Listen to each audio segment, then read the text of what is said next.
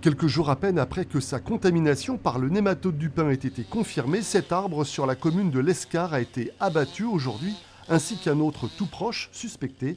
Dans ces situations, il faut agir rapidement. Il faut aller vite parce qu'il faut enlever l'arbre qui est porteur du nématode. Il ne faut pas que son vecteur puisse venir pondre dedans. S'il vient pondre dedans, il y a un risque que les nouveaux insectes, l'année prochaine, sortent et aillent contaminer ailleurs. Donc là, en le détruisant aujourd'hui, on évite les pontes et on évite la dissémination.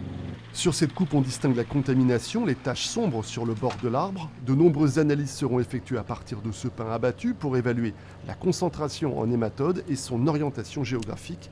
Une zone de 20 km est désormais prioritaire pour rechercher d'autres cas éventuels.